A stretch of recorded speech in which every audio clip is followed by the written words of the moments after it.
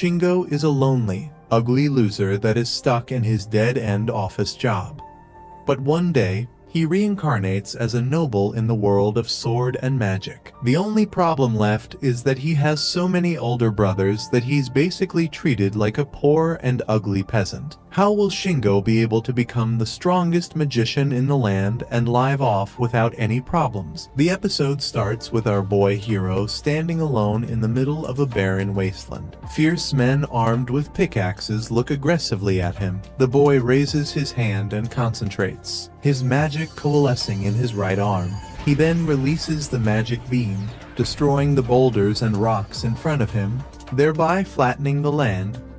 Behind him, the men cheer, and they go back to work, mining the ground. The boy, nicknamed Well, watches as his men tills the land with their pickaxe and carts away the broken stones. Another boy approaches him and compliments his use of magic. Even the workers couldn't believe that the Count's magic is actually being used to develop the land.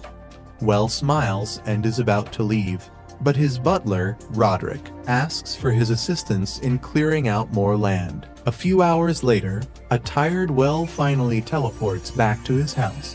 A group of girls happily welcome him back home, and he joins them for tea. They start teasing how Roderick is basically working him like a slave. Well admits that he's already used to it from working in white-collar jobs, but the girls have no idea what he means. He heads back to his room, but he sighs in disappointment. Despite it being already 10 years since he was an office worker, he's still not used to his new world. 10 years ago, Shingo was just a normal office worker in his dead-end job, going home to his apartment all alone and cooking for himself. One night, he was about to eat a late-night dinner when he accidentally fell asleep in front of his meal. But when he opened his eyes again, he suddenly found himself in front of a different meal. He then notices on a plate that a different face is staring back at him. He had become a child in a different world. There are musicians playing, and it looks like he's in a wedding celebration. At first, he thought that he was just overseas, but all the people were speaking Japanese. He guessed that he might be dreaming, but it was very realistic. Even the meal in front of him felt so real when he poked it. He closes his eyes to wake up from his dream, but a voice tells him to wake up. An old man tells him to get up so he can introduce himself to everyone. The man then brings him over to a group of guests and urges Shingo to introduce himself. Shingo panics as he stares at all the adults looking down on him. Thankfully, another older boy, named Erich, introduces him as his youngest brother, Wendelin von Benno Baumeister, or Well for short. Is he really in another world, because that sounds like a German name? What do you guys think? Comment below. Afterward, Erich sits down beside Well and asks him if his mind went blank earlier. Well tries to fish for information out of Erich, and since he's only 5 years old, Erich explains everything to him again. Today is their eldest brother Kurt's wedding. He married the second daughter of Sir Mainbach, Amalie. Their father was actually having trouble finding a wife for his heir, so he was relieved that a noble's daughter chose to marry into their family. Well also learns that they are actually part of the nobility, too. As the night progresses, more and more people start toasting and enjoying the alcohol. Well is still getting used to his new body and trying to cope with his new situation. He is at least thankful that he understands the language automatically, and can even read the words written on the signs. Based on this lavish ceremony for his brother, Well guesses that they are probably a pretty rich family, and if he is the third son, then that means he doesn't have to worry about working or starving. Well picks up his fork and goes back to enjoying the feast. The next day, Well is confused when the breakfast served in front of him seems to be wrong. It was composed of dry, hard bread and soup that is basically water. His family is enjoying the meal like normal, but looking all around him, Well notices that the wallpapers are peeling. The paintings on the walls are fading, and even their table is barely held up by scraps of wood. When his brother returns home from fishing, Well asks him about their family situation. They threw such a fabulous party last night. So why do they seem poor? Erich explains to him that they cannot be cheapskates when they have guests, so they have to keep up appearances. But in reality, they are dirt poor. The cracked walls were actually just covered with curtains last night, and the food they ate was a special menu. But now, they are back to hard bread and watery soup every day. Well doesn't understand this. He's still the third son of a noble family, so he should still be getting something. To his surprise, his brother Erich then greets another brother of theirs, Helmut, who was out hunting. Two more young men join their conversation, Paul and Hermann. Then, Erich also mentions that two more brothers of theirs weren't able to attend the wedding. Well finally realizes that they are not only poor nobles, he is the eighth son of a poor noble family. It looks like his parents had too much fun in the bedroom. Later, Well tries to study his new surroundings. They are in the kingdom of Helmut, with the capital Stuttgart having 1 million citizens. In the south is the dukedom of Bleichroder, but even further south of this is the countryside they're in, the Baumeister Knightdom.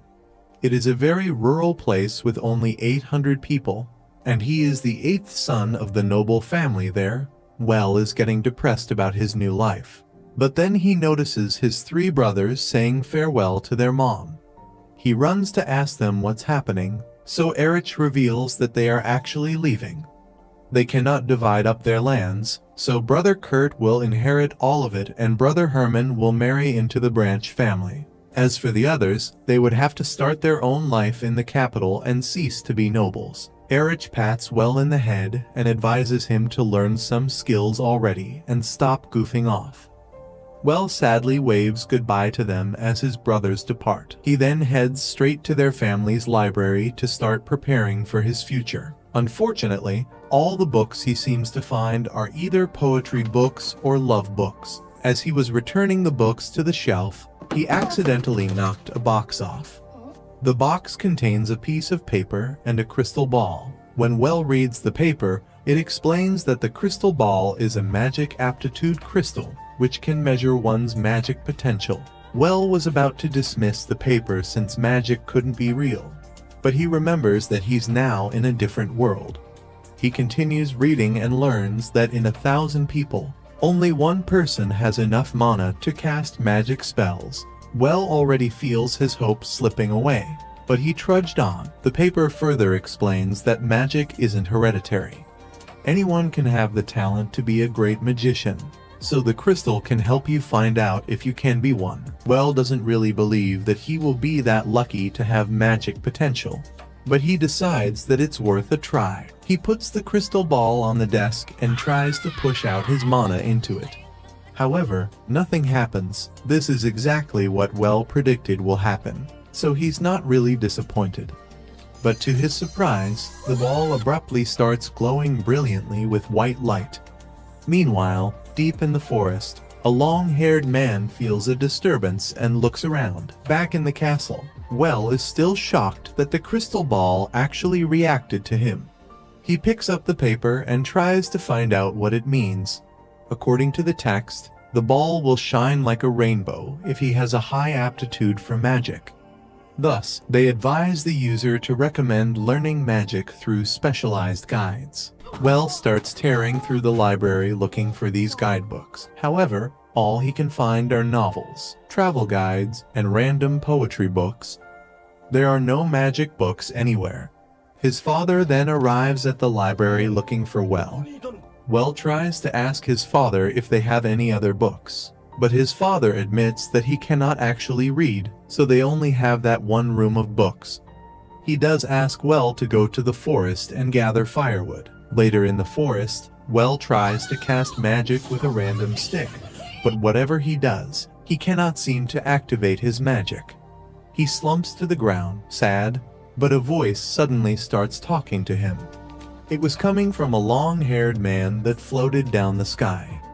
The man was glad that he finally found someone on the same wavelength as himself.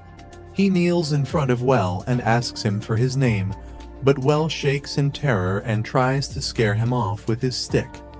The man apologizes for scaring him and gently throws away the stick. He explains to Well that he is a magician. Meanwhile, the stick the man threw falls down a nearby cliff and accidentally dislodges a large boulder. The boulder comes tumbling down the cliff and shakes the surroundings on impact. The man and Well looked down the cliff to see what happened, and they saw that the boulder actually landed on top of a huge wild boar. The boar pushes the boulder off and spots them on top of the cliff. Thinking that they were trying to kill it, the boar charges up the cliffside. The boar lets out a piercing roar and Well tries to run away. However, the man abruptly grabs hold of Well and stops him from fleeing. He pulls Well back and points Well's hands towards the boar. He then urges him to picture his wind magic. Well screams out, but the man starts explaining that he first has to imagine his mana circulating throughout his body. They both start glowing in green light, and energy concentrates on Well's hand. Well is still panicking as the boar charges toward them, but his magic finally coalesces and wind blasts out of his hand, pushing the boar back. The boar is still angry, however, but this time, the man uses his own magic to throw it aside. He then finally introduces himself as a former court magician of the Blykeroder Dukedom, Alfred Rainford. Back at home, Well is still getting constantly disappointed with their daily fare. For dinner, they have tea, which is so diluted that it's basically water. Meanwhile, the tea he had with Alfred was fantastic. After their encounter with the boar, Alfred explains over a cup of tea that he wants to pass on his magic to Well. Well is curious why when he can't even pay for it, but Alfred just wants a disciple. Before they start training, Alfred warns Well that he should keep his magic a secret. If people find out, they might insist he be the next lord instead, leading to a succession dispute. The next day, their first training session involves matching capacities. This means that Well would be able to match his mana capacity to someone who has more. The two hold hands and start circulating mana through both of their bodies. Well is amazed when he feels Alfred's mana, while Alfred congratulates him.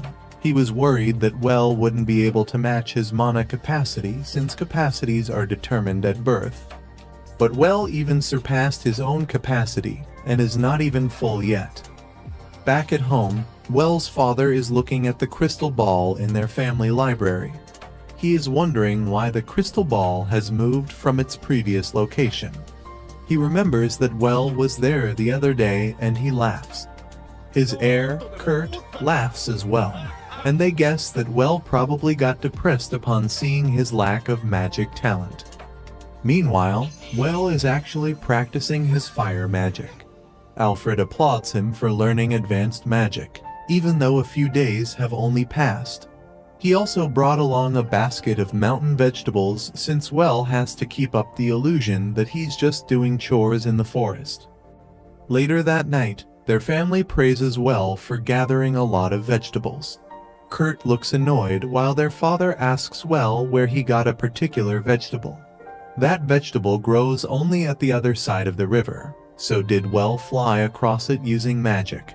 He then laughs at the hilariousness of it, while Kurt is starting to wonder if Well actually has magic. A few days later, Well and Alfred are flying through the sky with Well practicing how to use tracking magic. Well sensed the vibration and topography of the land beneath them, and when he found his target, he launched a powerful wind-propelled rock at it. They then roast the bird and share it between the two of them. Well even had a bottle of spicy wasabi that he offered to Alfred. Alfred didn't even seem to notice the spiciness of the wasabi. While enjoying their meal, Alfred warns Well not to go deep inside the woods. The forest is still home to lots of monsters way out of Well's level. The forest does contain lots of foodstuffs and rare herbs, so people are attracted to it, but they never return.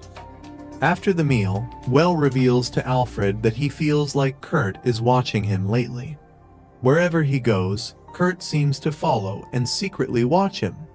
Alfred guesses that Kurt might have realized Well's magical potential and is worrying about his position as heir. Truth be told, Well doesn't really like being Lord. It sounds like a pain, and he also doesn't want to cause trouble for his sibling. On the other hand, he also doesn't really have any plans for the future. Alfred suggests that he can try adventuring, which actually piques Well's interest. He closes his eyes and wonders about his future. Meanwhile, a violet aura abruptly appears in Alfred's arm. Alfred grabs his hand and hides it from Well. He pushes the aura back, begging for more time. Thankfully, he succeeds. During dinner, Well reveals his plans of becoming an adventurer to his family. His big bro looks happy about this news, but their father points out they don't have enough money to enroll Well at the Adventurers Academy. At their next training session, Alfred shows Well the town where the Adventurers Academy is, at the town of Brightburg. It is a mercantile town, so everyone can join merchant guilds. Well realizes that he can earn money by joining one and selling items. But first, he has to learn how to travel there. One way to do that is through travel magic, specifically flying magic. Alfred then grabs Well by his arms before flying high into the sky. At first, Well screams like a little girl until Alfred slows down and Well sees the vast and wonderful world all around them. Later that night, Alfred has to fight off his dark curse again. The next day, Well is practicing his flying magic when Alfred reveals to him that it is their last training session.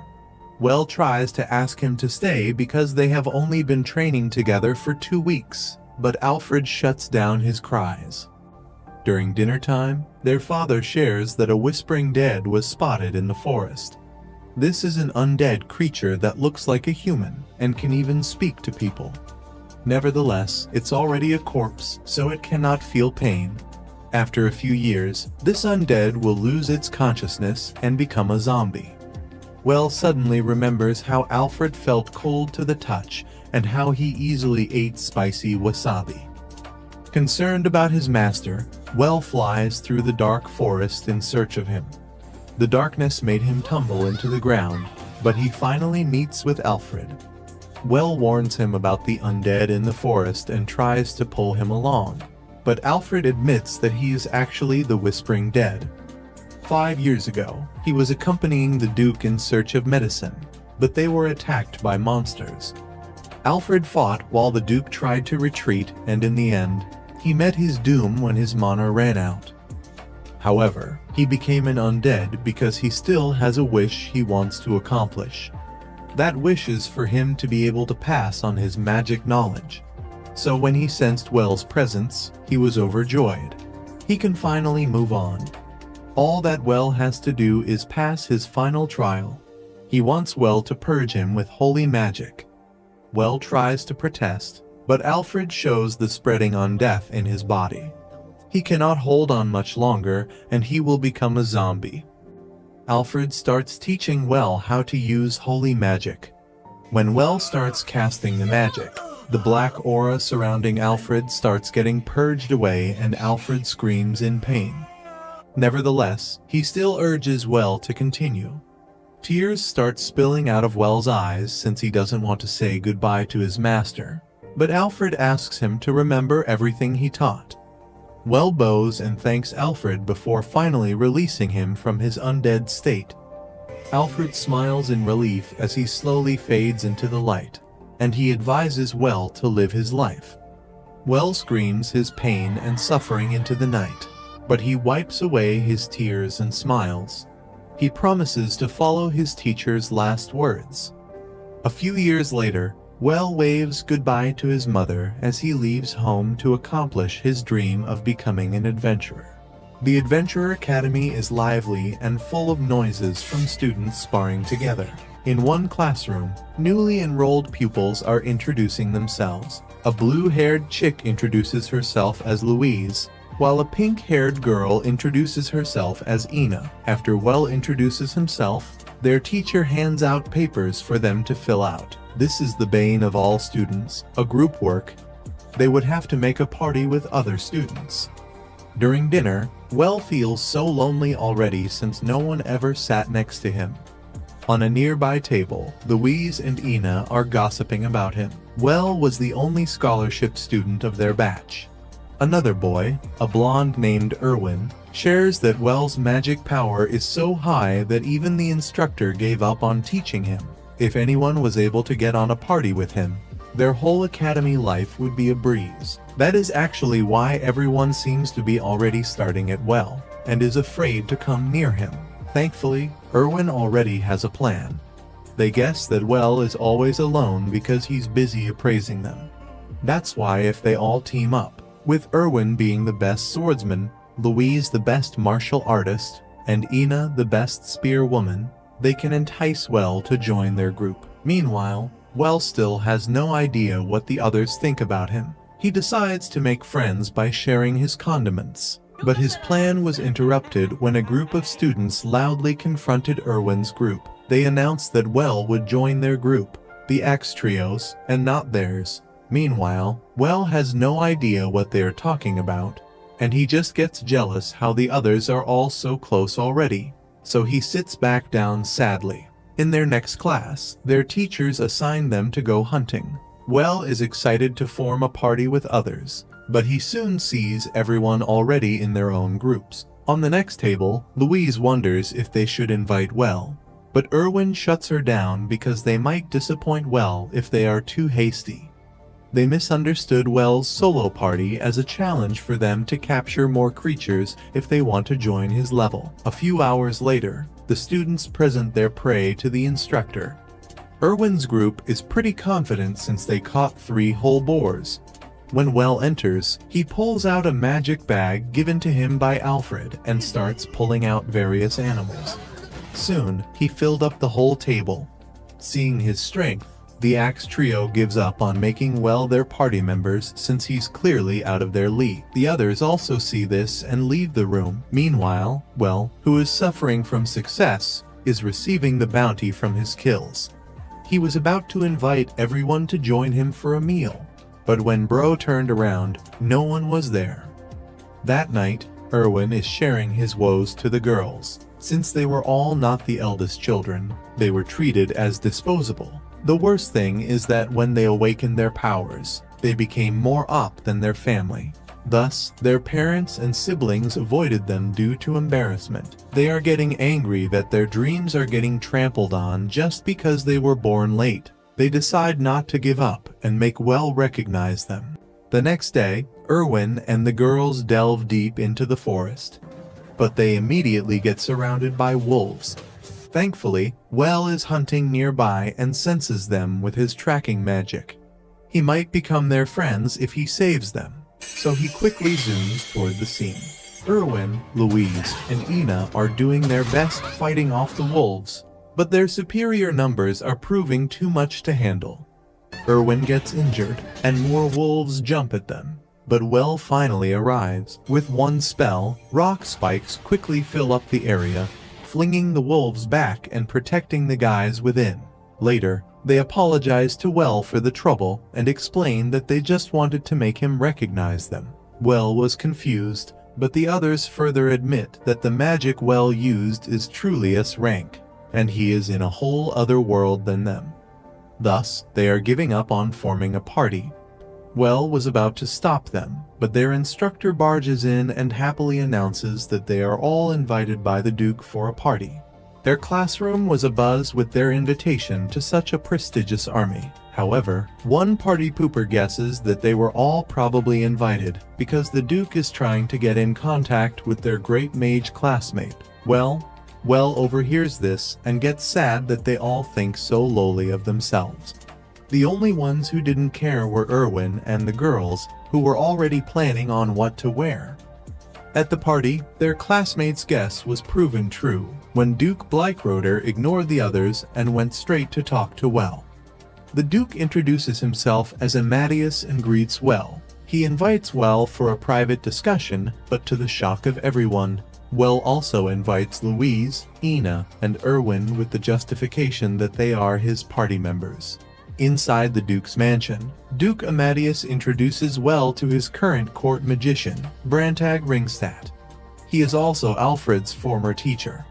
Brantag reveals that he actually felt Alfred's presence disappear 7 years ago. Since Alfred was an undead, Brantag guesses that Alfred finally fulfilled his wish and found a disciple. Well now came from the same region where Alfred died, and he is even carrying Alfred's magic bag. So is he Alfred's disciple? Well admits that he is and tells Brantag of his master's last moments. Brantag was sad that a child had to go through exercising his own master. But he's also thankful to Well for giving Alfred peace. Well then returns the contents of the magic bag, which was the supplies from the Duke's army when he went to the forest in the past. After the meeting, Ina and the others are discussing what they had just overheard earlier. They are ashamed to judge Well in the past. In reality, Well was just like them, the spare son of their noble parents. When Well arrives, they all apologize to him. They also admit that they were actually only planning to use Well's power to improve their own lives by being at a party with him. Well laughs and admits that he actually just used them earlier. He didn't want to be alone with the creepy Duke, so he made them tag along. However, he does want to be at a party with them. The others laugh and happily accept him. Meanwhile, the Duke arrives and informs Well that he will actually get a finder's fee for returning Alfred's belongings. This totals to 1,000 gold coins, and it turns out Well will also inherit Alfred's estate. Later that night, Well is having a meal at his new mansion. It was so big that he felt alone once again. He wonders if the others would be willing to live with him.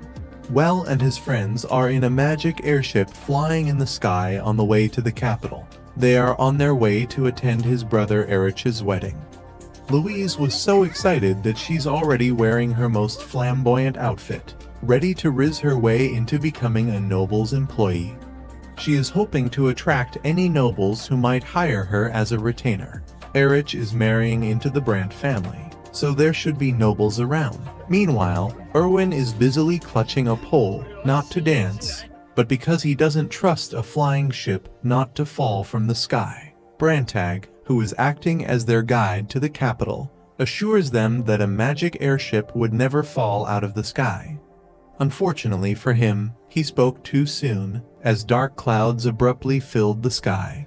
And in the middle of this storm, a huge skeletal dragon appears. The passengers immediately turn into Karens and complain to the crew about the dragon. However, the crew assures them that they will get rid of the dragon. After all, they have the great magician, Brantag, aboard. Meanwhile, inside the ship's bridge, Brantag is actually already admitting defeat against the dragon.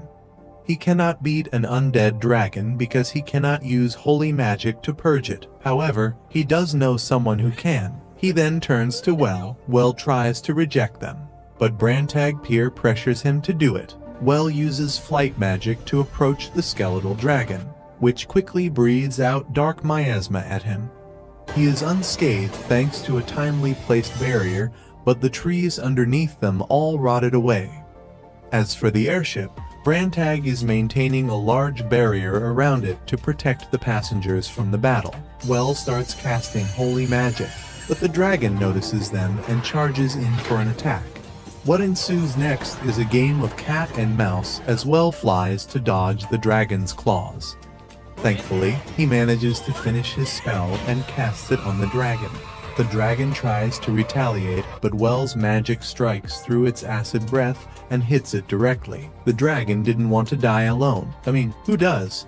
So the dragon attacks Well with his dying strength. Well uses a magic barrier again to shield himself, and a few seconds later, the dragon disintegrates and its bones fall off. Well starts to collect the bones using his magic bag, and while he is doing so, he sees a large red gem along with the bones. It was the dragon's core. The passengers held a party back at the ship, and Brantag introduces a former party member of his, Eriterio, who is now a merchant.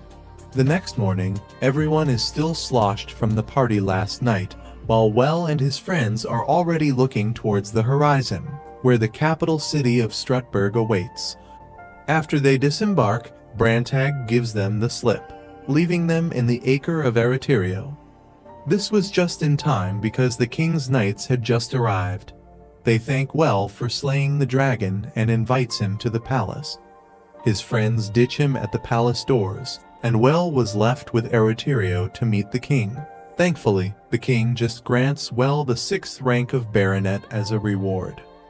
At Erich's house, Brantag and the others are talking about Well's promotion. Erich cannot believe that in just a short amount of time, his little brother now outranks even their father. In fact, Well can even start his own noble line now. Ina and the others start to worry that Well might stop being an adventurer. But Brantag assures them that getting a title doesn't mean that. Well is still free to choose what he wants to do. Back in the castle, Well is already feeling the hassle of being a noble. They are currently arguing on how much to pay Well for the magic bones and gem that he looted from the dragon.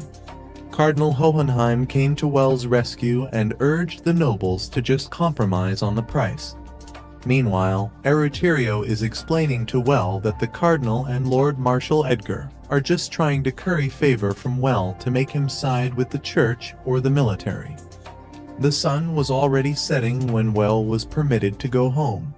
But outside the castle, a man yells at Well and starts spinning a spear around like a fidget spinner. Eroterio explains that it must be a knight hoping to become his retainer. Thankfully, the human fidget spinner was quickly apprehended and shooed away by the guards. At Erich's wedding, Well found his older brothers looking glum. It turns out that they still hadn't received the wedding gift from their family. This would make their family look rude to the other nobles. Their eldest brother Kurt just sent them a letter detailing how they don't have any money. What's worse is that this would also make the Duke of Bleichroder bad. Normally, a duke would lend money to their vassal if they don't have one, but since their father is too prideful to ask for a loan, people might think Duke Amadeus just refused to lend them money. Seeing their worried faces, Well volunteers to pay for the wedding gift on their behalf. Erich's wedding ceremony was a success and Well claps happily for them. But on the inside, he feels that being a noble is too much of a hassle. Thankfully, Well's fortune finally changed after the party. Eroterio gives him a jar of something that he was hoping to buy in the city. It was a jar of soybeans. Well quickly teleports him and his friends back to his house. They then spent the whole night cooking the soybean, and Well even used magic to hasten its fermentation. All of this so he can get miso soup. He then shares the meal with his friends and family, while promising himself that he will become the best noble he can be. The next episode starts with Well being baptized by Cardinal Hohenheim. As thanks for inviting him to their religion, Well offers the cardinal a substantial gift. At that moment, someone knocks on the door to deliver tea. Well was immediately smitten upon seeing the girl in the nun uniform. She then introduces herself as Elise, Cardinal Hohenheim's granddaughter. When Well stands up to introduce himself, he feels something strange from Elise. He can sense that she can use magic. The Cardinal confirms his suspicions and reveals that Elise can actually use holy healing magic. This was impressive because even Well can only use holy purification magic. Elise currently helps by healing the wounded in the church, and she even earned the nickname the Saint Hohenheim. However, Cardinal Hohenheim actually wants Elise to be a normal girl and get married. In fact, a lot of families are already asking for her. Well jokes that he should maybe join the competition for her hand. However, he is still underage. The Cardinal agrees and asks him if it would be proper for them to get married once he comes of age. Well laughs in agreement, but his laugh echoes alone.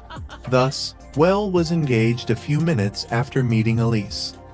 After the meeting, Cardinal Hohenheim is having tea alone in his garden. He and his butler are discussing whether it was smart of them to push Well and Elise's engagement through quickly. Cardinal Hohenheim actually even already obtained the king's permission, so even Duke Bleichroder, Well's boss, cannot complain. More importantly, they already saw the advantages of attaching Well to their family. First, the gift he gave was a chest full of gold, meaning Well can already see the power the church wields. As a family holding the rank of viscounts, having Elise marry a baronet will surely prove to be a boon for their family. Meanwhile, at his brother's house, Well shares the news of his engagement to his party members. They are all happy for Well, but Well is the only one unsatisfied. He wanted to first get to know a girl before getting engaged with her. However, his friends explain that not knowing your spouse is actually very common. In fact, his brother Erich only met his wife on the day of their wedding. So now, they urge Well to close his eyes so they can put the clown makeup on him. Well, the clown is currently in disguise because he wanted to tour the capital without everyone trying to suck up to him. In fact, no one recognizes him right now as the Dragon Slayer, even though he's standing in the middle of the store. Erwin urges him to buy something for his soon-to-be wife, which makes Well wonder what Elise thinks about all of this. After his shopping spree, Well was walking through the capital when he accidentally ran into the guy who was begging to be his retainer, the human fidget spinner. Erwin assures him that no one will recognize Well in his clownish outfit, but to their surprise, the spear guy recognizes Well's teeth. People all around them overheard and knights start clamoring for Well to hire them as a retainer. Meanwhile, the spear guy is about to spin his stick again. Well teleports himself before a commotion occurs. Back at their house, Erich suggests to Well that he should just hire a retainer already so he can decline the offers of others. Erwin quickly offers to be Well's retainer, and Well hires him on the spot. Erwin was shocked while Well just pulls out the gift he bought for Elise and leaves the castle. In the meantime, Erwin is still standing, stunned in happiness that he just got a job as a retainer. Well sneaks into the Hohenheim's mansion by teleporting to their garden. The cardinal almost caught him, but he immediately lay down on the ground. When Elise saw him, he immediately grabbed her hand and hid before the cardinal could see both of them. The two hid on the rooftop, where Well pulls out the cookies he bought for Elise. Unfortunately, all the hiding he did crushed the cookies. He hides the cookies behind him and asks Elise if they can just chat for a while. When he asks her about her thoughts on the engagement, Elise just smiles at him and replies that she finds it nice. Her grandfather had chosen Well, and she's happy to become the wife of the Dragon Slayer. Back at their house, Erwin is boasting to Ina and Louise that he is already Well's retainer. The two girls are miffed since they spent the afternoon just shopping for clothes. They wonder if they should ask Well to be his retainer too. But Erwin smiles and lords over how they will become his underlings since he was the first retainer. When Erich and his wife appear, Erwin gets distracted while Louise finds an alternative idea on how they can get above Erwin. All they have to do is become Well's concubines. When Well arrives, Louise immediately tries to riz him with her new clothes and weird dance moves. Well has no idea what she's doing and just leaves the room. Later that night, Louise cuts up her new clothes to better seduce Well. Ina compliments Louise's drive, but Louise admits that she's just doing this in the hopes that her family would acknowledge her when she manages to open her own dojo. Ina was inspired by her motivation and decided to also put in her all. Meanwhile, Well had just received a dinner invitation from Elise. The next day, Elise and Well share a pretty awkward dinner. After the meal, Well was about to leave when the Hohenheim butler leans in and advises Well to give Elise something to commemorate their first date. Thus, they head to a nearby jewelry shop. Rings of various sizes and gems adorn the jewelry shop's shelves. For Well, it all looks tacky and unrefined. Elise quietly insists to Well that he doesn't have to buy her something expensive, but Well assures her that he has money. After all, he still has the reward he got for defeating the dragon. He then spots a pretty plain ring on the shop's corner. The store owner suggests that he should buy something else because it's too plain for an engagement ring. But Well can see how Elise smiles upon looking at the ring. Thus, he decides to buy it. It was actually 6 times more expensive than the normal ones because it was made from a magic stone. After buying the ring for Elise, they head back home. In the carriage ride, Elise asks Well if he actually knew the ring was made from a magic stone. According to the store owner, it can store great magic power, so Well probably bought it, so Elise can be useful in the future. However, Well clarifies that all of that wasn't true. He just chose the ring because he thought that it would suit Elise. He then admits to Elise that throughout his stay in the capital, he was constantly getting exhausted by the pressure of being called a dragon slayer. Likewise, he is amazed by Elise, who was able to withstand the pressure of being called a saint ever since she was young.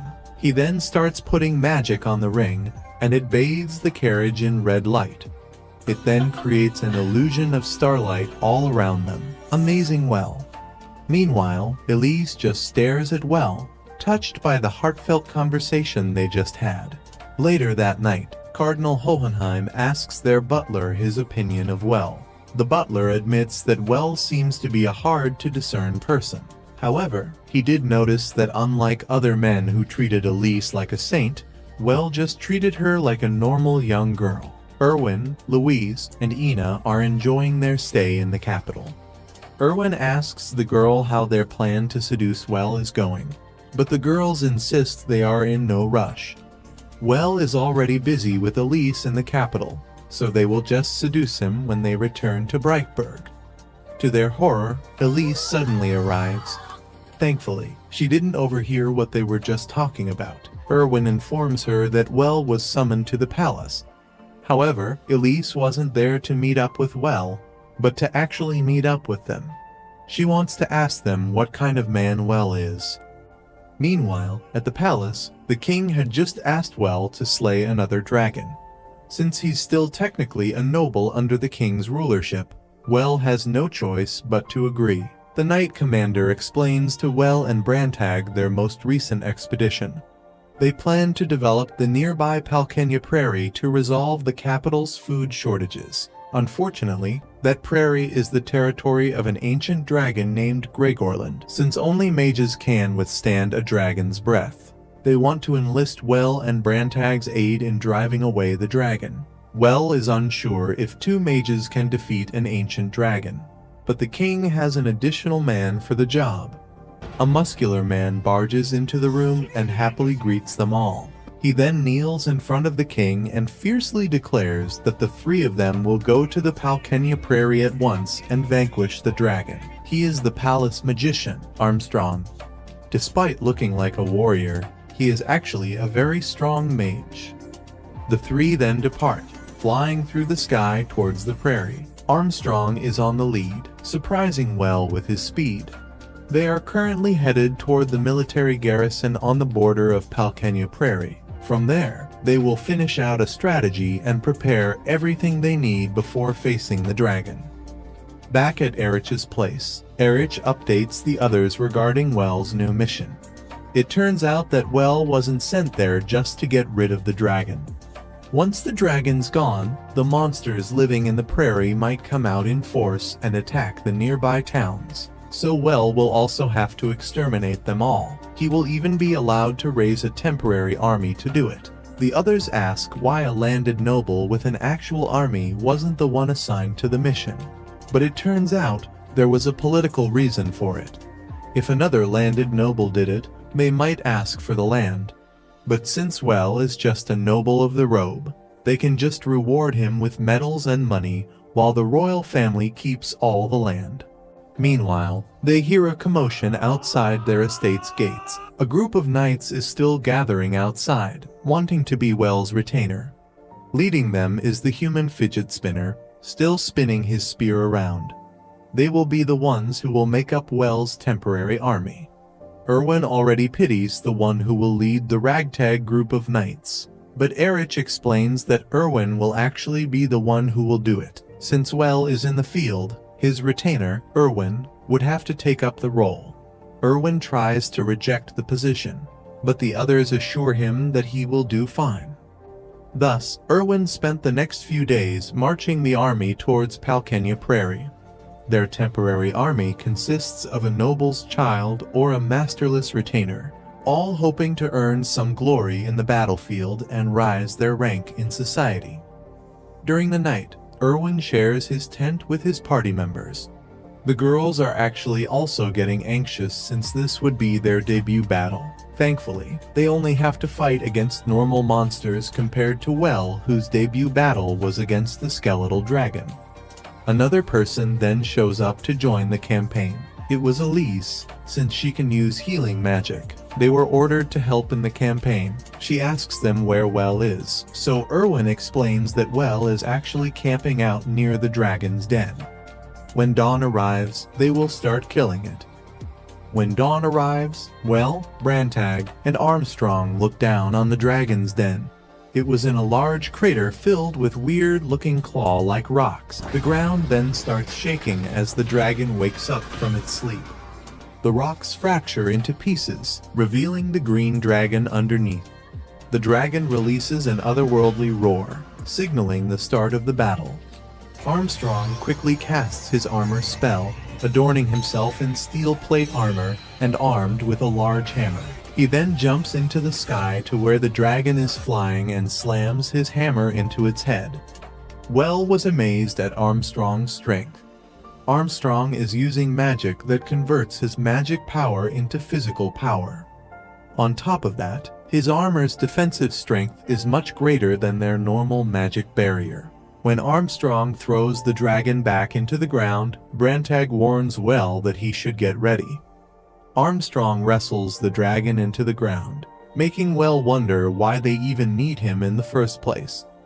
Brantag points out that Armstrong's magic actually consumes a lot of mana quickly. If his mana runs out, then he'll die. That is why Armstrong is trying to pin down the dragon as quickly as possible so Well can land the final blow. Armstrong gives Well the signal, and Well releases his magic, which then restrains the huge dragon. Meanwhile, back with their army, Elise is looking in the horizon while thinking about Well. Erwin and the others then arrive with breakfast, hoping to distract her from her worrying. They even introduced Elise with Well's favorite food, the miso soup that they created together. Their banter makes Elise happy until another soldier arrives bearing news. Well had just successfully defeated the dragon. Back in the field, Well stores the dragon's corpse in his magic bag. This mission doesn't have a lot of rewards, so they are planning to sell the dragon's corpse to earn more money.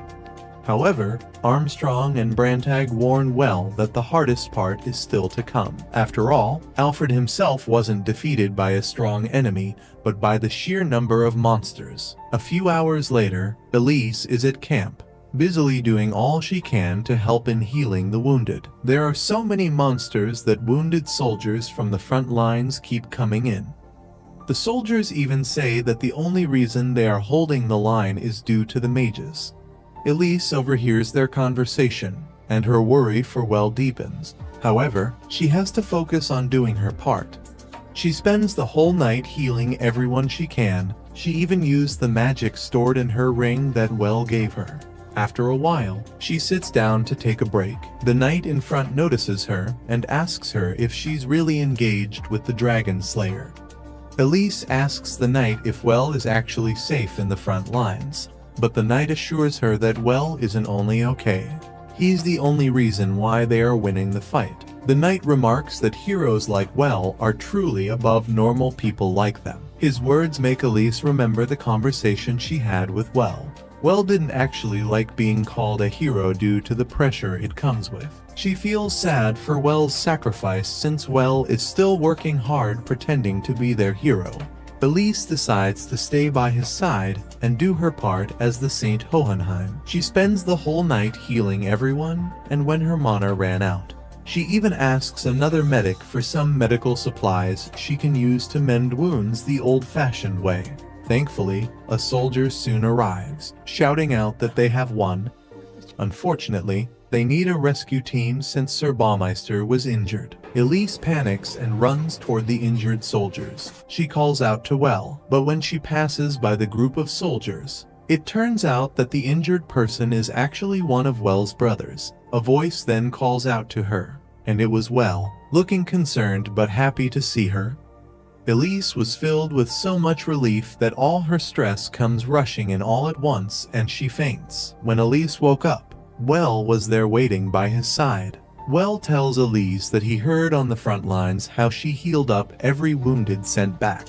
Everyone was able to fight until the end thanks to the saint's power. Well was about to leave to get her water, but Elise grabs his hand and tells him how she understands his feelings of not being a hero. A little while later, Armstrong arrives and hugs Elise tight. To Well's shock, Armstrong was actually Elise's uncle. A few days later, Well and his party members moved their luggage into a new house. Thanks to their new accomplishments, they ended up staying in the capital indefinitely. Elise drops by to bring some miso soup and Well welcomes her. She also actually wants to clarify something with Well. Since he's living with Louise and Ina, she had thought that he was already engaged to them. Well quickly explains that they are just party members living together, but he also took the chance to ask for her opinion about concubines. However, Elise was perfectly fine with them, just like everyone else Well asked. Thus, he couldn't say no anymore when Louise and Ina once again offered to become his concubines. The next episode begins with another wedding. This time, it was Well's other brother, Helmut, who is now marrying into another knightdom. Each one of them is climbing up in the world, particularly Well, who is garnering the attention of the whole kingdom, especially now that the kingdom is hosting a tournament. All nobles are expected to participate at least once in their life. Unfortunately, there are only swordsmanship, spearmanship, archery, and hand-to-hand. As a noble, Well is expected to be able to use the sword, so he should probably join that one.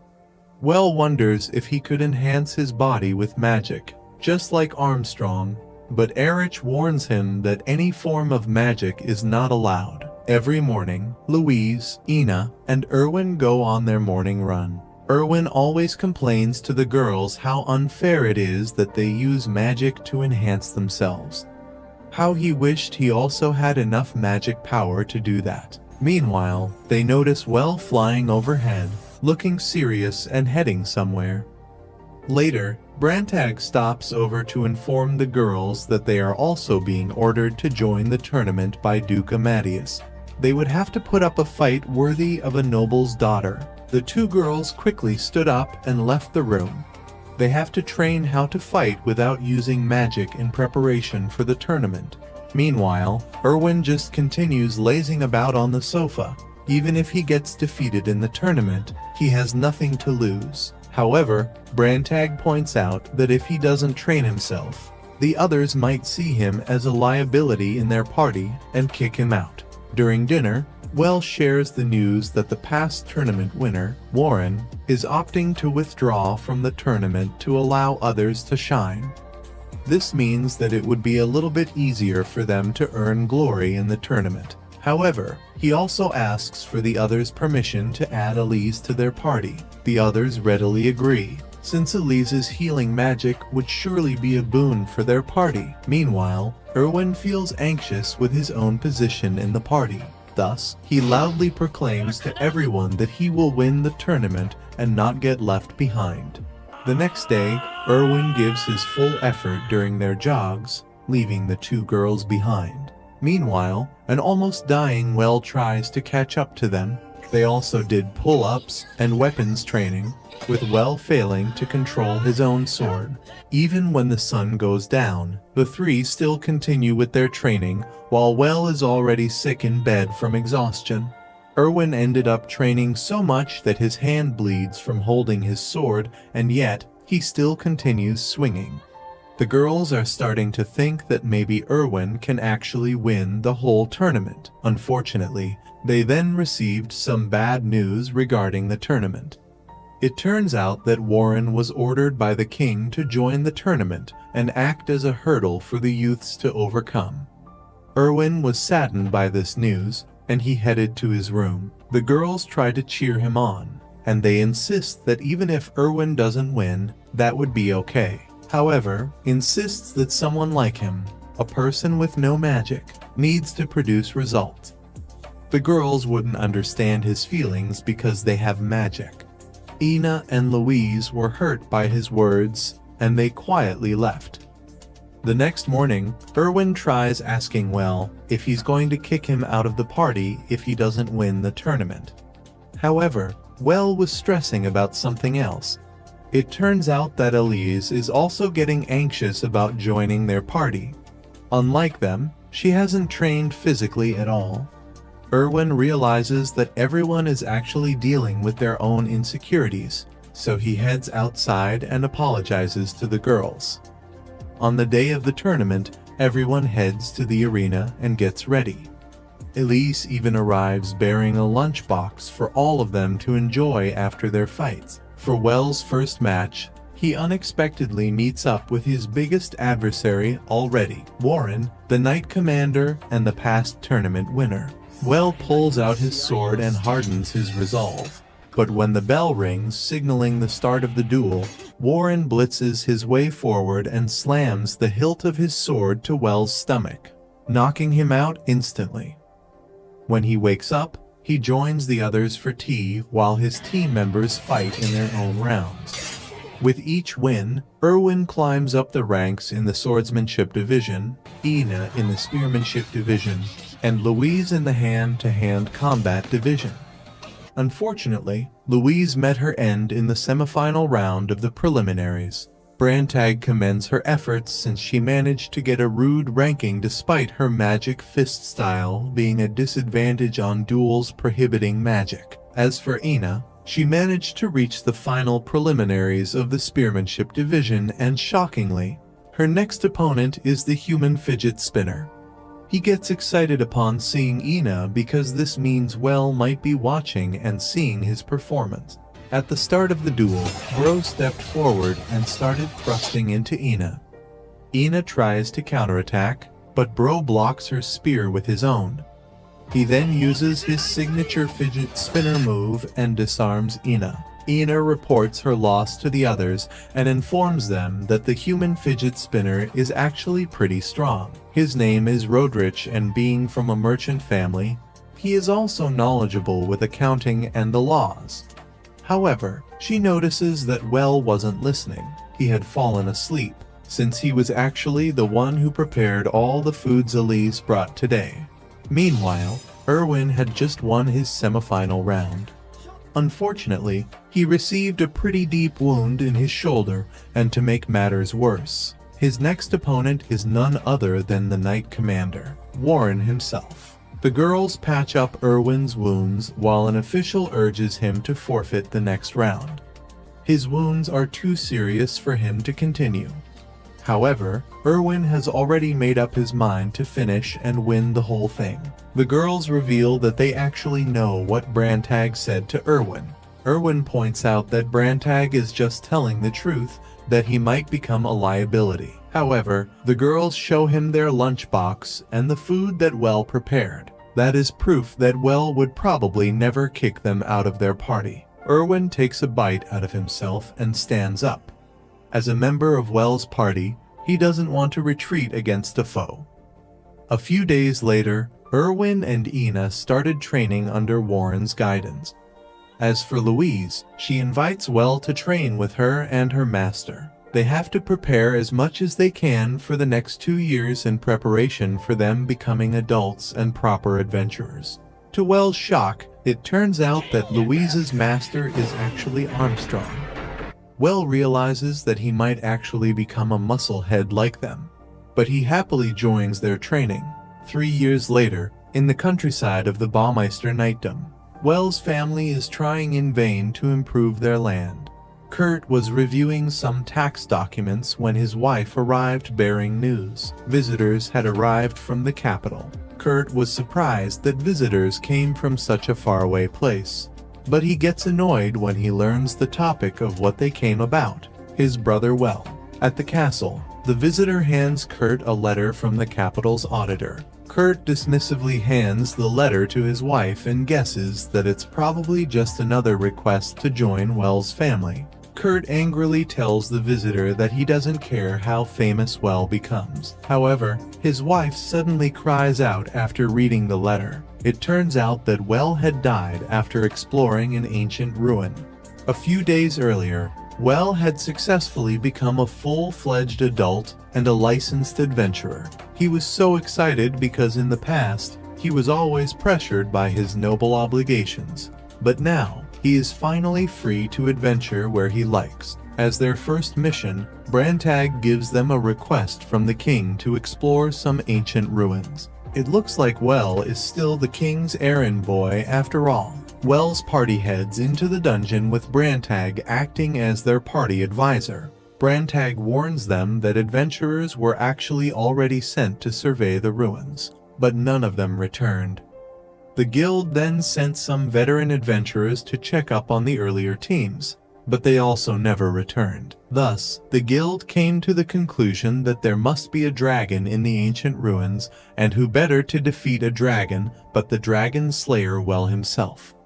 Not only that, they also named their party the Dragon Busters after all. While walking through the tunnels, Well scolds his party members for hiding behind his back. Erwin, however, points out that only Well has experience fighting dragons, and if it breathes on them, they would surely die. Meanwhile, Brantag uses detection magic to recon the area before finally proceeding inside the ruins' doors. Surprisingly, the inside is empty once more, with no signs of the previous adventurers. Brantag abruptly senses something and shouts at everyone to get outside. Unfortunately, it was too late. The doors had already closed, and a magic circle appeared underneath their feet. The magic circle glued their feet to the floor, while Brantag shouted at everyone to prepare for anything that might happen. This was a trap left behind by the ancient magic civilization. All of a sudden, each of them vanishes one by one. Elise tries to grab Well's hand, but he also vanishes before she can do so. A few seconds later, she also vanishes away. When they wake up, they are now in another room entirely. A sign on the wall welcomes them to a thing called reverse hanging. Brantag surmises that the teleportation had brought them to the deepest level of the ruins. Now, they have to climb their way up and out of the ruins. Louise smiles at Well since Well can just teleport them anywhere.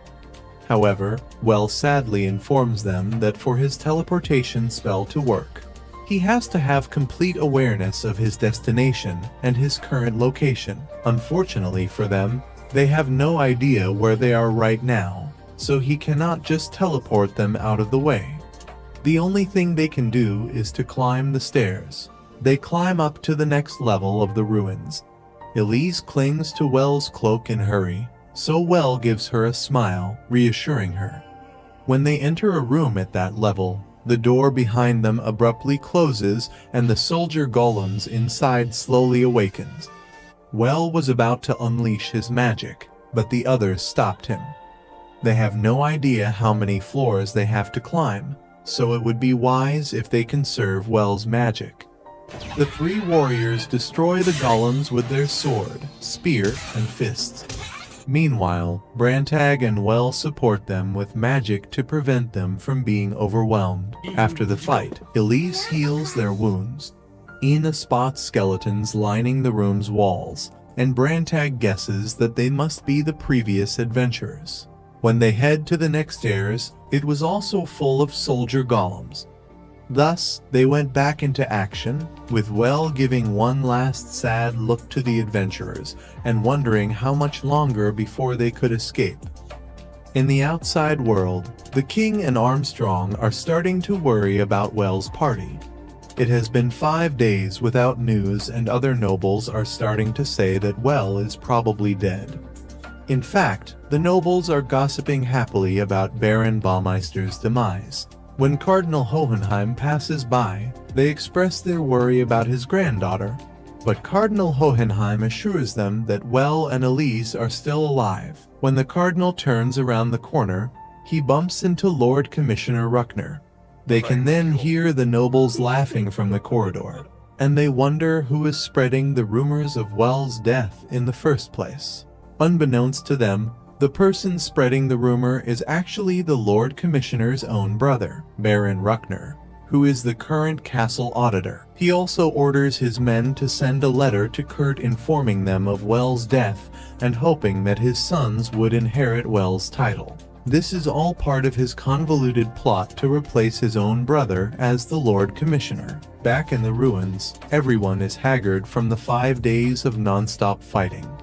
Nevertheless, Well tries to keep a happy mood while sharing a meal with Elise. They are taking turns between fighting and resting, with only 2 hours of sleep. They are making progress, but they cannot keep it up forever. Floor after floor, the group decimates the golems waiting inside. However, their fatigue is also catching up to them, and their wounds are adding up. The next floor presented a much larger room with more soldiers inside, forcing them to use up more of their energy. Elise heals a wounded Erwin, who wonders if they are actually going to die soon. Elise cheers him up, and Erwin also reiterates that he would regret dying since he hasn't won against Warren the Knight Commander yet. His words of regret resonate within Elise, and she looks longingly at Well. Before entering the next floor, Elise encourages Well and tells him that they'll soon escape, or else she will regret not marrying him earlier. Her words cheer Well up, and they enter the next floor, ready for combat. Surprisingly, this floor was just a wide open space with no golem soldier in sight. Erwin shouts in relief, but Brantag is wary. In the distance, he spots a large statue. The statue slowly awakens and opens up its wings, revealing its form as a dragon golem. Brantag immediately casts barrier magic, and a few seconds later, the dragon's lightning breath hits them. Well casts his magic to support the shield. Unfortunately, soldier golems manage to sneak behind them and attack Ina. More golems come pouring in from the side doors, and the whole room lights up. They are now surrounded, with the dragon in front and an army of golems at the back. Well and Brantag continue shielding their party against the dragon's breath, while Erwin and Louise hold back the tide of soldier golems. This gave Elise enough time to heal Ina up. Her injury was so severe that Elise spent all her mana, used the mana in her magic ring, and barely healed Ina back to full health. If this stalemate continues, Well and Brantag's mana would soon run out, and the dragon breath would end them. Thus, Well decides to defeat the golem. Brantag expresses his doubt that they can do it because the dragon's body is made up of mithril, but he decides to trust Well. He gives Well the remainder of his magic power, and Well pushes the dragon's breath back with a magic beam of his own. Soon, Brantag runs out of mana, and he smiles at Well. Well had reminded him so much of Alfred. He then passes out, leaving Well to defeat the dragon alone. The others cheer Well on, but the dragon's strength proves too much. He was once again being pushed back by the dragon's attack.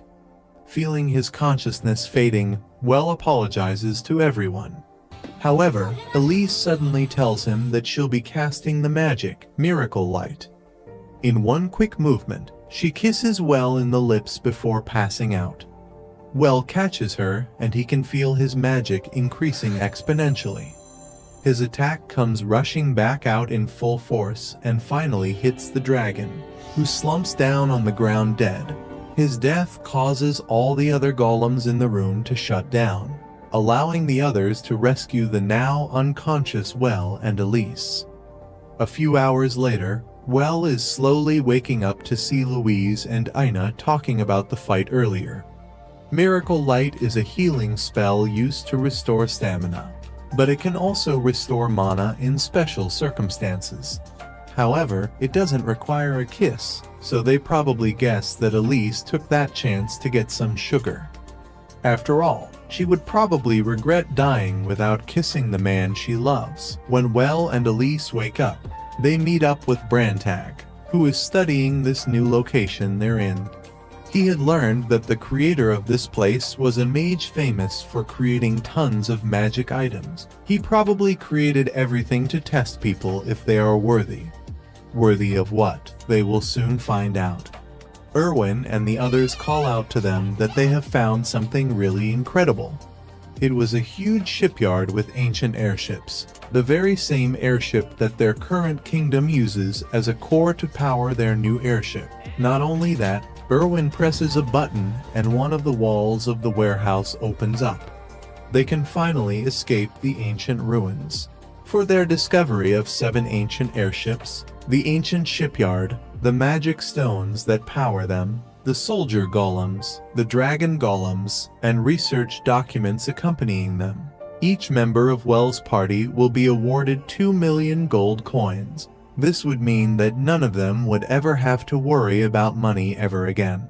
Well then informed Armstrong that they are leaving the capital. They would rather base their adventures around their home dukedom, Brightburg. Armstrong promises to hunt down the culprit spreading the rumors of Well's death, which surprises Well because he had no idea what was happening in the castle during his absence. It seems like other nobles had become jealous of Well's success and were starting nasty rumors about him.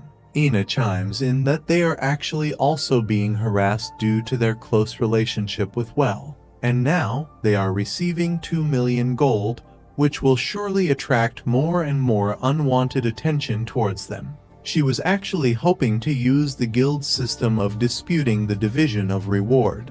Rather than them receiving 2 million each, they would rather redistribute it all back to Well. And since Elise is also Well's fiancée, she is already offering all of her assets to him. In summary, Well is now 10 million gold richer. Meanwhile, at Auditor Ruckner's mansion, the nobles conspiring against Well are having another meeting. They have decided to pool their resources to finally get rid of the annoyance that is Well. Outside of Well's mansion, a cloaked girl approaches. She spies inside and sees Well and the others having cookies. Well notices the movement by the window, but when he looks outside, no one is there. Nevertheless, he decides on hiring someone to guard the mansion after they go back to Brightburg. The high number of people angry at Well means that they need to hire someone strong and loyal. Thus, the others quickly suggest that they finally take on the human fidget spinner, Rodrich, as a retainer. It has been 3 years since Rodrich had wanted to become Well's retainer, so when Well finally accepted him, Rodrich couldn't help but cry tears of joy. Well notices something strange once again outside off the window, but the girl quickly drew back her head and hid. Later that day, the girl tries to spy again on them and spots them having lunch. Unfortunately, the others finally sense her presence. Louise quickly runs to the window while Erwin puts himself between the window and Well. But when they looked outside, the spy was already gone. Rodrich promises Well that he will find the spy and advises him to leave the capital as soon as possible. However, Well replies that he cannot do that because he still has something to do first. Meanwhile, the pink-haired spy had run all the way back to the city. That afternoon, Well and his friends visit the Magic Guild, the group that was studying the teleportation magic spell that Well discovered in the ancient ruins. The head researcher, Lucas, warmly welcomes them and shows them the magic circle that Well was interested in. It was a new prototype capable of summoning anything the user can imagine. Erwin smirks and guesses that a panty thief would love such a device. Well steps forward to use the magic circle. He closes his eyes and concentrates on the image he wants. A few seconds later, the object finally materializes in front of him. It was the panty that one of the mages was wearing. The female mage smacks Well while Elise looks jealous. Well insists that he was distracted by all the talks about being a panty thief, and it's not really the thing he wanted. He tries again, and this time, he succeeds. The summoning light was so huge that he probably summoned a giant's underwear or something. Later, the pink-haired spy watches as Well and his friends exit the Mage Guild's building, pulling out a large wagon. The spy tries to catch up with them, but Well teleports away back home. Meanwhile, outside Auditor Ruckner's mansion, Rodrich watches as the nobles conspiring against Well rides away in a carriage. He also spots Ruckner grinning wickedly in an upstairs window. The spy is back in Well's mansion, and when she peeps through the window, she sees Well having a huge party. It looks like he's throwing a going-away party before he leaves the capital in thanks to all the people who helped him. These include Duke Amadeus Bleichroder, Armstrong, Brantag, and even Cardinal Hohenheim. Well then wheels in a large dish full of sushi made from tuna. These were actually the items Well had summoned from the Mage Guild's teleportation circle. The nobles are curious how to eat the strange dish, so Well demonstrates how to eat it and how to use the soy sauce, something he developed for 3 years. The visitors love the taste, while the spy outside the window can just watch them enviously. Meanwhile, Rodrich reports his findings that Auditor Ruckner was the origin of the rumors about Well's death. Well was surprised since he never even talked to the auditor. But Rodrich explains that he was just being used to unseat Lord Commissioner Ruckner, who Well has strong ties to. Rodrich also reports how Ruckner had sent a messenger to Well's family, in the hopes that Kurt would feel indebted to the auditor, and when Kurt's sons inherit Well's title, this would in turn increase Auditor Ruckner's influence. Thankfully, Rodrich promises that he already has plans that would surely distract Auditor Ruckner in the days ahead. In his mansion, Auditor Ruckner learns that rumors about him being the one who conspired for Well to die in the ancient ruins were being spread throughout the city. Not only that, the castle had heard this rumor and is now summoning Auditor Ruckner. Of course, this was Rodrich's plan of using another false rumor to fight back. Rodrich also reveals that he is actually a bastard son of Auditor Ruckner. Elise then arrives to offer them some tuna, but the spy outside sees this and couldn't take it any longer. She breaks into the mansion and starts walking menacingly towards Well. Erwin tries to apprehend her, but she just flips him over like a pancake. She then charges straight towards Well, but to his surprise, she stops at the table and eats a slice of sushi. Lord Marshal Edgar, the kingdom's marshal, then forwards and introduces the girl as Wilma, his daughter. Wilma reveals that she's actually just investigating Well to see if he could feed her. She saw all the delicious tea, cakes, and sushi that Well had eaten throughout the day, so she could gladly tell Well that he passed. She then walks away with Elise to look for more food. Edgar apologizes for his daughter's behavior, while Brantag remarks that he could feel Wilma was sick with the hero syndrome. This means that she always has magic running through her muscles, making her extremely strong, but also has an enormous appetite. Ina and Elise immediately take a liking to Wilma, with the two wanting to feed the hungry girl fatty tuna. Edgar was actually hoping that Well hire Wilma as a bodyguard. He even offers her to him in marriage. Well rejects his offer and tries to point out that he just wants to go back adventuring and hunting monsters back in their dukedom. However, this makes Edgar realize something, and he asks Duke Amadeus if he's truly planning to make Well hunt monsters. Duke Amadeus smiles and tells the confused Well that he actually has a mission for him. All of these happened in the past few days. Back in the present, Kurt had just opened the letter telling them of Well's death. It also details how their son could inherit the title that Well left behind. Kurt laughs at his sudden good fortune, but his wife suddenly screams upon seeing something outside. When Kurt looked outside, it was Well and his friends. Brantag led the discussion between Well's party and his father. They explain how 15 years ago, the former Duke Bleichroder led an expedition into their forest in search of medicine.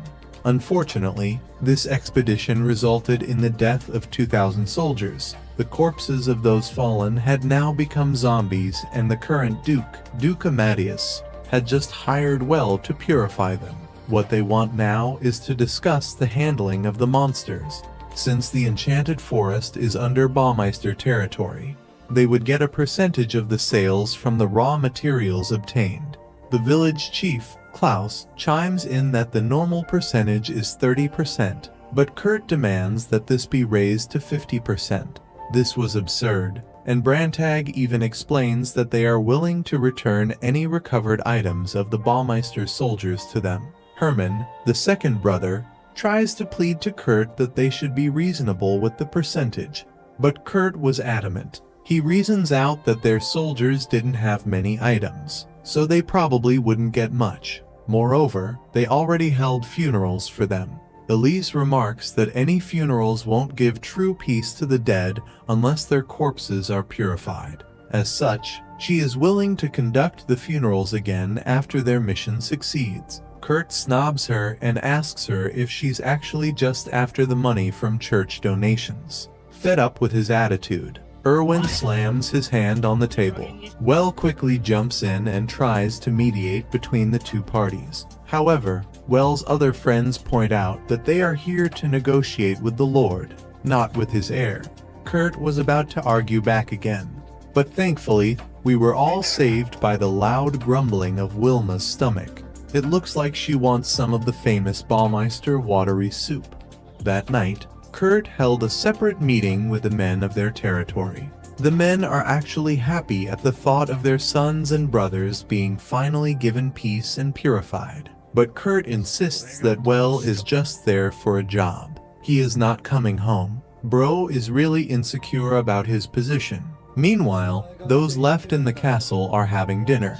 Herman explains to Well that their eldest brother became problematic after Well left. Kurt had always been afraid of Well returning and stealing his position as heir. Herman's wife, Marlene, then arrives with the food. Wilma drools over all the food, while Marlene scolds Herman for not offering Brantag some booze. Brantag declines, which surprises everyone. Meanwhile, Marlene also encourages Well on his mission. It turns out that her grandfather is one of the people killed during the expedition 15 years ago. Well promises to return any belonging he found of Marlene's grandfather, which makes Marlene praise Well's kindness and wish that he's the heir. Meanwhile, the others are starting to get worried that they might become caught up in a succession crisis. The next day, Well's party heads toward the enchanted forest to begin on their mission.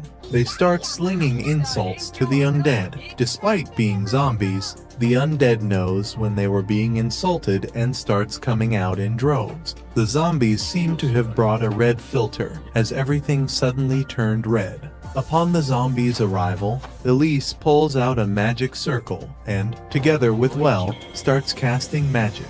A purification barrier rises around them. When the zombies pass the barrier, they disappear. Erwin feels useless since they don't really do anything, but Brantag tells them that collecting the dead's belongings is also part of their mission. This continues until most of the undead are finally gone. Even the former Duke appeared and was purified upon touching the barrier. Now, the only one left is Marlene's grandfather. They were waiting for him to appear when an undead wyvern abruptly landed on their location. The wyvern attacks, but with one swing of her axe, Wilma decapitates the dragon.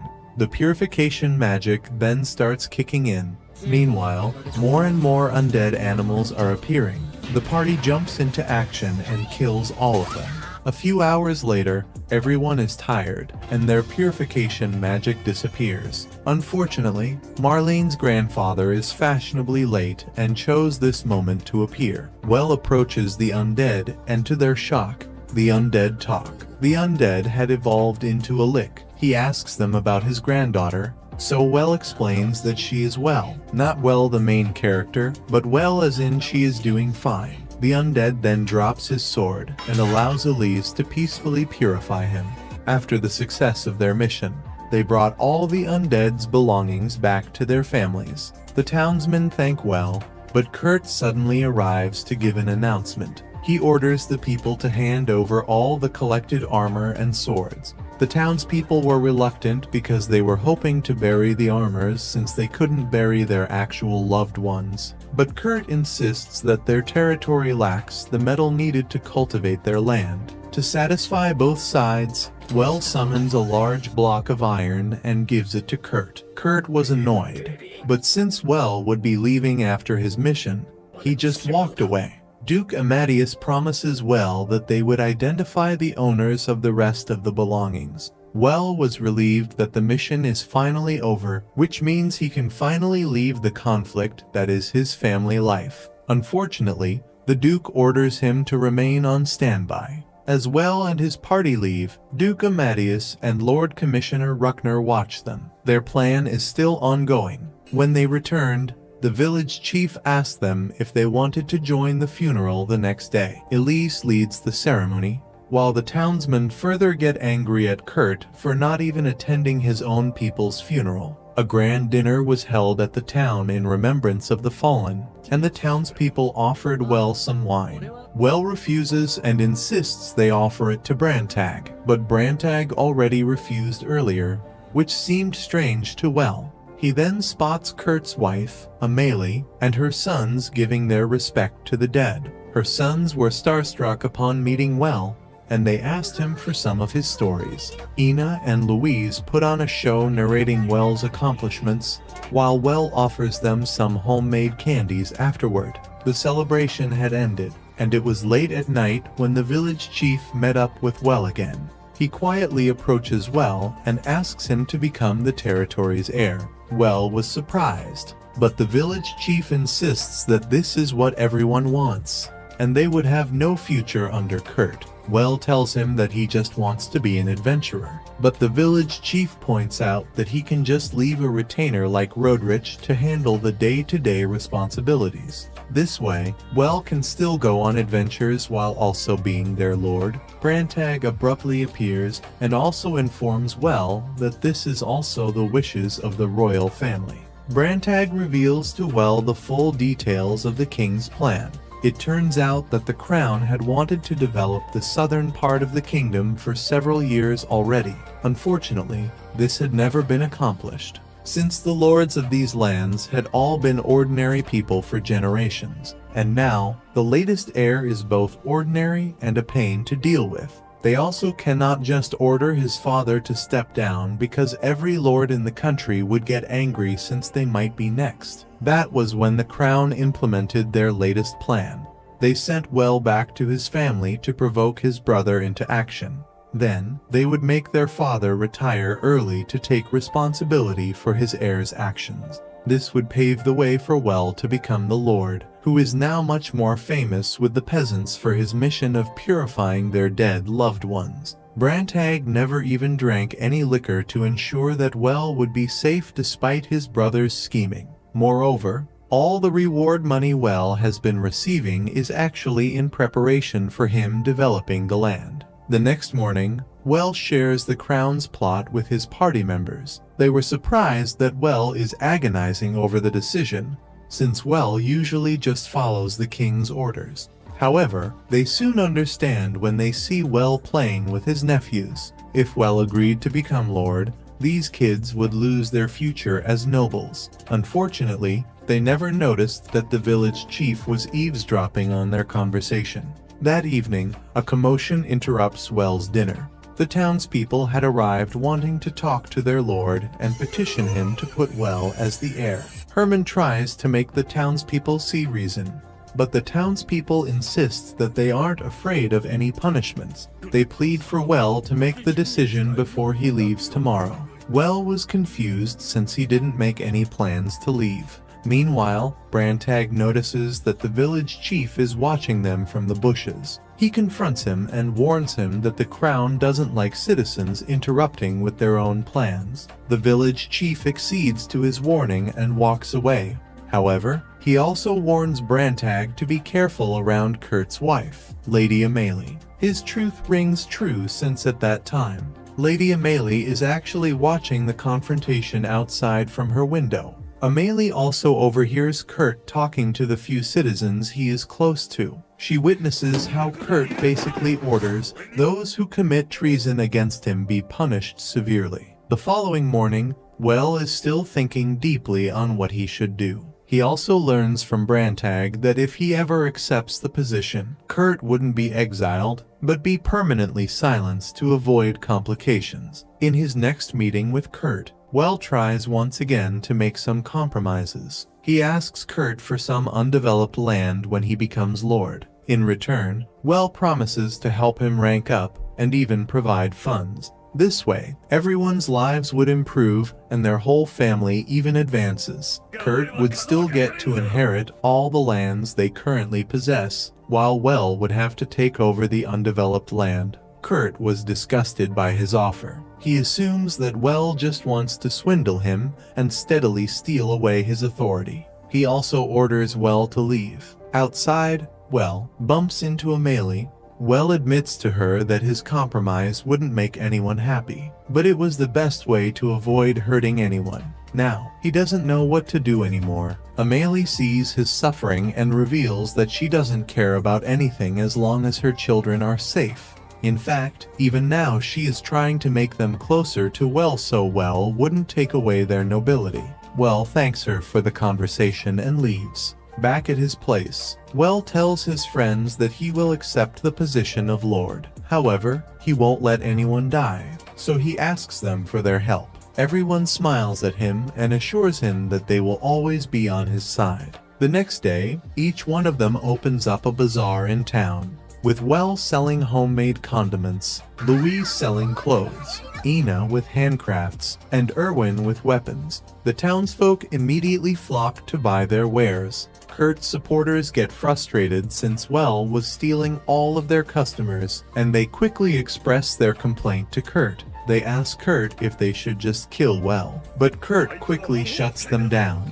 They are facing a magician, and they would all surely die if they do that. Kurt's supporters were returning to the village when Well abruptly appeared in front of them. They have been surrounded. The next morning, Kurt's last henchman reports the ambush to Kurt. However, they weren't hurt, but instead, all of Kurt's henchmen had now turned against him. Well had offered them funds and even training to improve their stores. Well is hoping that this would push Kurt to finally do something. Meanwhile, he and Roderich are looking for good places for Amelie and his sons to stay once the whole scandal erupts. As for Kurt, they are planning to send him to a church so that at least he won't be killed by the crown. All that Well needs to do is to convince Cardinal Hohenheim of his plan. Regarding other concerns, Roderich reports that more and more people are requesting Well for meetings. Lord Commissioner Ruckner and Lord Marshal Edgar are already close to Well, so more nobles are trying to cozy up to him as the balance of power shifts. Meanwhile, another plot is also afoot. Auditor Ruckner hands over an artifact to his subordinate and orders him to deliver it to Kurt. A few days later, Kurt was angry when only one person arrived at their meeting.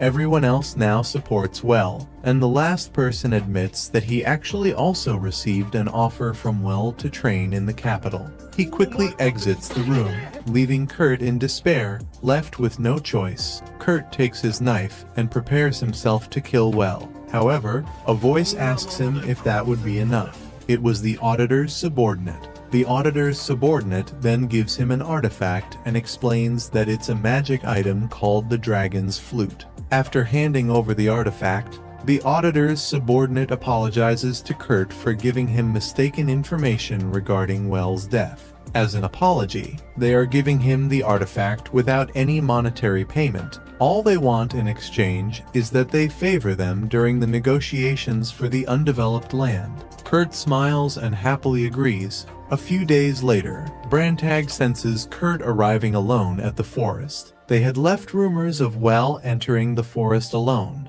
and they had hoped to bait Kurt into finally attacking him. Their plan of getting Kurt into a scandal is now in its final stages. They are actually surprised that Kurt went alone, but Brantag guesses that this probably meant Kurt had an ace up his sleeve. Well approaches Kurt in the middle of the forest and pretends that they just accidentally bumped into each other. However, Kurt calls out his acting and shouts to Well's retainers to appear. Thus, everyone else had no choice but to step out of the forest. Kurt sighs in exasperation at his youngest brother. He was able to slay a giant dragon, earn the title of Baron, and now he is even trying to steal the heir position from him. He warns Well not to move and threatens to blow the dragon's flute that he pulls out behind him. Brantag's eyes widened upon seeing the artifact. He quickly explains to Well that the dragon flute can summon dragons by blowing on it. Whoever named that flute is a genius. Ina points out that fighting dragons is not a new thing to them, but Brantag argues that they never fought more than one at the same time. If Kurt blew on that flute, every dragon from the nearby mountains would immediately converge on them, and even Well's considerable magic power won't last long. Elise tries to appeal to Kurt's compassion by reminding him that the dragons would also attack the citizens, but Kurt doesn't care about them anymore. In his mind, everyone had betrayed him. Even if his family dies, he can just create another one. He would steal Well's assets, make himself a great hero, and when women flocked to him, he would just get a new son and everything would be the way it should be. Well cannot move against Kurt's threats, so Brantag decides to slowly make a move of his own. As Kurt continues his crazy rants and complaints, Brantag abruptly attacks him with a magic laser. However, the laser seems to bounce off the flute. Kurt smiles creepily and blows on the flute. The sky starts to rumble and ghosts rise from the ground as Kurt blows up an absolutely banging tune. Bro should have just started a band instead of becoming a noble. Unfortunately for Kurt, the ghosts started crowding around him. Well was about to jump to his rescue, but Wilma grabs him and stops him from putting himself in danger. The flute, as it turns out, wasn't actually a dragon's flute. Brantag already had suspicions, since a dragon's flute is a legendary item and is not something so easily obtained. Brantag hypothesizes that the flute is actually a flute of malice. Once a flute of malice is used, it draws malice from the surroundings and empowers the user enough to defeat his or her enemy. However, the user would eventually become an undead. Meanwhile, Kurt continues to play the flute while dark thoughts fill his head. His sight literally turns red while looking at Well. The ghosts then converge around him and transform him into a gigantic monster, with Kurt as its core. Brantag urges Well to quickly cast his holy magic and insists that his brother is already dead. However, Well can only stare at his brother as the monster delivers a punch with his boulder-like fist. The fist was blocked with a golden light as Elise steps forward to do the purifying. Unfortunately, the monster was too strong and Elise was pushed back. Elise was ready to sacrifice herself to stop the monster, but Well finally wakes up from his stupor and runs forward to help. He instructs Elise to expand the magic, just like they did in the Enchanted Forest. With one last look at his brother's corpse, Well starts pushing his magic out. The golden light soon covers up the whole monster, and it gets purified, leaving only the magic flute to fall back to the ground. Meanwhile, Kurt's malevolent spirit flies across the kingdom. In his mansion, Auditor Ruckner is discussing using his son Rodrich against Well when the spirit suddenly breaks in through the window. It heads directly to Ruckner and attacks him. The next day, knights have cordoned off Ruckner's mansion. Well and Rodrich are also there and learn that Ruckner along with his conspirators had died from the spirit. As for the spirit, it has already been purified by priests. It seems that the spirit was part of the monster that Well purified, but it was guided there by Kurt's hatred. Unfortunately, there is a rumor already going around that it was Kurt who did all of these things. This would mean it would be difficult for Amelie and her sons to relocate there. In the end, Amelie and her sons relocated and lived with Herman. Well hated how people called him a hero, but now, he couldn't even save a single person. He also despises how every noble has their own agenda and plots behind each other's backs. However, Brantag points out that Well himself is a noble with his own plots. This makes Well realize his own hypocrisy, and he spends the whole day in silence, reflecting while walking around town, and even during dinner surrounded by his friends. Later that night, Well asks Elise if he ever seemed to be out of touch with reality. Elise admits that she actually noticed Well acting strange. Sometimes Well feels so far away from her, even when he is close by. Well realizes that he must be still thinking like his old life was his real life, and not this one. that he hasn't yet accepted the reality of this world. Elise holds Well's hand and Well smiles. He promises that from now on, he'll try to become a proper noble. When Well was next summoned by the king granted him all the undeveloped land confiscated from the Baumeister knightdom. In addition, he also asks Well what he wants as a reward. In turn, Well mentions how 12 noble positions had opened up due to the deaths in Auditor Ruckner's home. Thus, he wishes to be able to grant 2 of these positions himself. The king's face turns serious, since the king should be the only one able to grant titles. Lord Marshal Edgar scolds Well for his audacity, and Cardinal Hohenheim orders him to rescind his request. However, Lord Edgar then insists that they should grant the undeveloped land to someone else. Lord Amadeus speaks up in defense of Well, but the others accuse him of only trying to increase his own dukedom.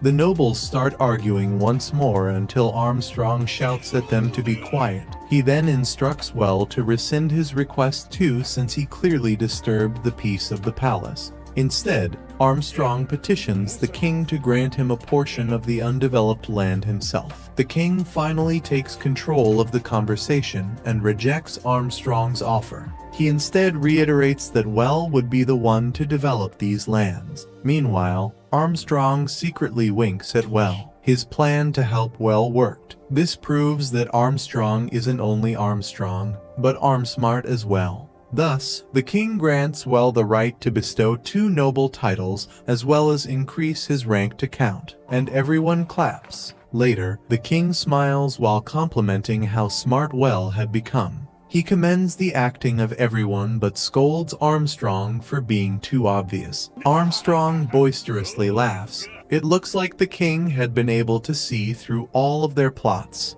Back in the countryside, Well tells Amelie that he plans to grant the 2 noble titles to her sons when they come of age. Amelie's eyes sparkle in pleasant surprise, and she tells Well that her sons would understand how their father's death was due to Kurt's own undoings. Meanwhile, Well starts the project of developing his new land. In fact, this was the same exact scene that happened at the start of episode 1.